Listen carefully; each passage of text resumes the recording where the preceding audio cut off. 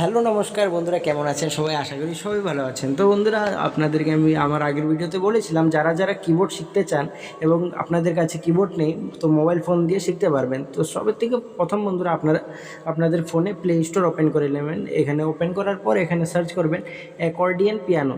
Same আমি যেভাবে type করছি এভাবে টাইপ করে নেবেন, অথবা আমি লিঙ্কও দিয়ে দেবো।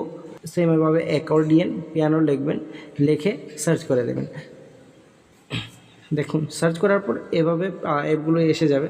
যে অ্যাপটা এখানে এসে আছে, আমার ক্ষেত্রে প্রথমে এসে আছে, আপনাদের ক্ষেত্রে সেকেন্ড বা থার্ড লিস্টেও থাকতে পারে।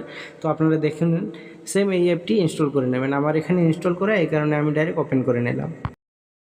তো ওপেন করার পর বন্ধুরা, এরকমভাবে অ্যাপটা আসবে, তিনটা অপশান আসবে, মাস্টার ওয়ান, ক্ল্যারিনেট আর আপনারা ওদিকে মাথা মারবেন না, শুধু মাস্টার ওয়ানে ক্লিক করে দেবেন। এখানে যেটা লেখা আছে, এই যে দেখুন বন্ধুরা, এই মাস্টার ওয়ানে আপনারা ক্লিক করে দেবেন। ক্লিক করার পর কিছুক্ষণ বন্ধুরা অপেক্ষা করবেন, কারণ এখানে লোডিং হচ্ছে। কিছুই টিপবেন না, সেম এরকমভাবে থাকতে দেবেন। তারপরে এরকমভাবে এসে যাবে। তো এখানে স্টার্ট ডেমো, এটাতে ক্লিক করে দেবেন।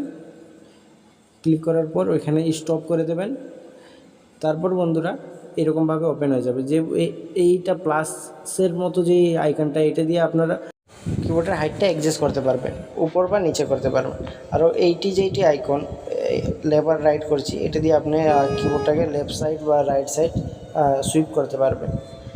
তো আমি রেফার করব কি C# থেকে যেটা C# লেখা আছে এখানেই রাখবেন বন্ধুরা। আর এটা যেটা সাইজ লেখা আছে প্লাস এবং মাইনাস আইকন, এটা দিয়ে আপনারা কিবোর্ডটাকে বড় অথবা ছোট করতে পারবেন।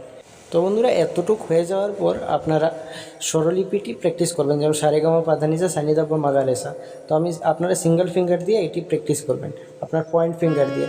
সা, রে, গা, মা, পা, ধা, নি, সা, সা, নি, ধা, পা, মা, গা, রে, সা।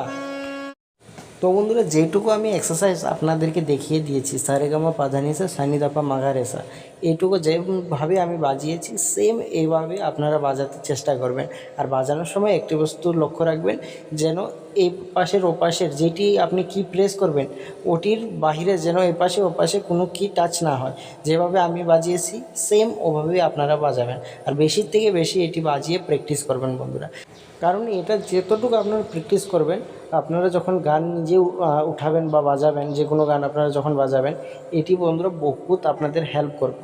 তো আশা করি আপনারা এটি ভালো করে প্র্যাকটিস করবেন। তো আজকের জন্য চলি, টাটা, বাই বাই।